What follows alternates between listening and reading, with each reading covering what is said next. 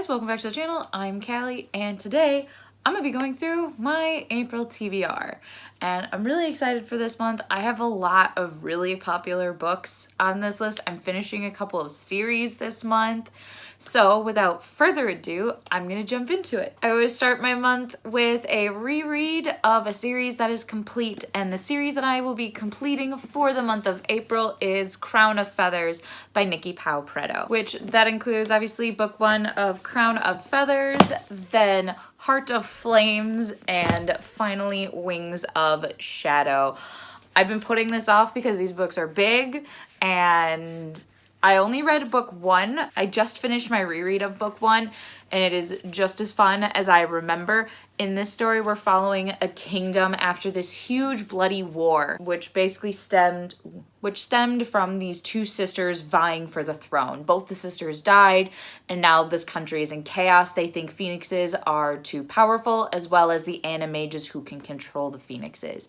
So they're hunted down and killed, and we're following two sisters, Veronica and Val, who are animages, who are on the run trying to find phoenix eggs. We have a couple of different perspectives in this. We have Veronica as our main perspective. We have Tristan, who is a part of a rebel group of phoenix riders, and we have Seb, who is a guard for the Empire, which is our big bad. And we're following these three as they try and navigate their powers, and they're all animages, and they're trying to find their place in this post-war world. Up next, I have The Way I Used to Be by Amber Smith. This is a YA contemporary novel that's been on my TBR for some time now. This follows a young girl in high school, and it follows the events after her best friend's brother sexually assaults her. And it follows her, I believe, reporting it and going through that entire process. So this is, as you can see, this is actually my next read. So I'm intrigued to see how this story approaches that topic. Up next, I have Fire and Heist by Sara, Beth, Durst. Honestly, I found this at half price for like $3. And I read the back and it says, Socialite, Were-Dragon, Thief. And the thought of a were-dragon intrigued me enough to pick it up. So I'm finally getting to it. This is a standalone. It's not even 300 pages. So I am very intrigued to see what a were-dragon thief does. This one's also signed, I think. Yeah, this one's also signed. And I found it for $3. So hopefully it's worth more than $3. Up next, I have Only a Monster by Vanessa Lynn. This is my February fairy loot, I believe, or January fairy loot. I'm finally within the new year. I've caught up on everything from 2021. I was so behind. Now I am in 2022 and I'm catching up. I'm getting there. So essentially I believe this is a family of monsters.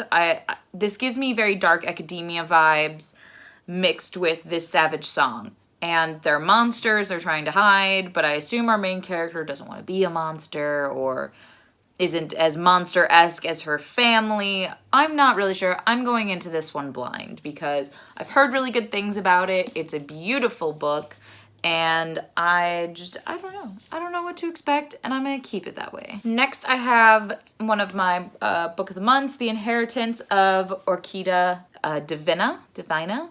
I'm not really sure how to pronounce this, but this is by Zoraida, Cordova, and I read her Illusionary book. I've not finished it, but I really liked Illusionary, so I picked this one up. I think this was like my free book at the end of the year. And this is a, I believe, magical realism story about a family who inherits magic and they're being hunted for it.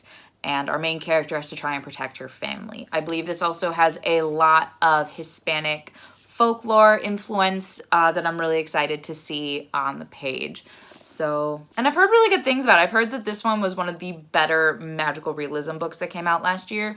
I just kind of flew under the radar though. Next I have Deviate by Jay Kristoff. This is book 2 in Lifelike, which I finished last month and I really liked it. Lifelike is a sci-fi story retelling of Anastasia, essentially, the Romanovs. And I was not expecting that to work so well in a sci-fi. I know Heart of Souls, I think that's what it's called. No, Heart of Iron. Heart of Iron by Ashley Poston is also an Anastasia retelling in space, but this one's not in space. This one's on Earth, but there's these androids. Our main character is very technical. She's very mechanical. And we follow our story from there when a lifelike, which is essentially a humanoid android that looks human, you can't really tell the difference, he shows up in her life, and our story progresses on from there. I really liked lifelike. I'm really excited to see where the story goes after the cliffhanger of book 1. I also believe that this one doesn't follow the same perspective as book 1. I think we're changing perspectives and following the best friend. So I loved the best friend in book 1. She was really funny. Her name's Lemon Fresh. She was hysterical. Her personality went with her name. And I'm excited to get her perspective in this story. Up next, I have Daughter of the Moon Goddess by Su Lin Tan. I've seen this book go around since it dropped. I've heard that it is reminiscent of Elizabeth Lim's writing, which I adore. I actually have no idea what this book is about. Not a clue. I know it's got dragons and Asian folklore. All I know. Other than that, I need to know nothing. This book is just drop dead gorgeous. I've seen it everywhere. It's just a book this pretty cannot be ugly on the inside. And I've seen so many people on Book Talk and Bookstagram be obsessed with it, and I'm hoping to join them soon. And I believe this is the Fairy Loot from February. Yeah, because Only Monster was January, this one was February. Next, I have A Forgery of Roses by Jessica S. Olson. This is my March Owl Crate. And this follows a young girl who has the power to alter life or bring life with her art. And a governor's wife figures out that she has this power, and she is tasked with bringing her dead son back, the governor's dead son, back to life. And I believe our main character just gets thrown into this world of Victorian society. And I've heard really good things about Jessica S. Olson's writing. She was the author of Sing Me Forgotten, which was a Phantom of the Opera retelling. I haven't gotten to it yet, but it is somewhere on my TBR. Hopefully, if I really like this one, I'll jump into her backlog book. But I'm excited to get to this because I love it when there's magic within the arts opposed to physical. I do like magic with the elements and the physical world, but when it's with art and all of that, it has a certain thing about it that I adore. Up next, I have This Vicious Cure by Emily Suvada. This is the final book in the This Mortal Coil trilogy, which is a sci-fi story following a pandemic. We're following where this girl is a gene coder, and we're in this world where your genetics can be coded like computers. And she is tasked, once her father is reported dead, he was the best geneticist, codist person in the world. She's tasked with trying to find a cure to this worldwide plague.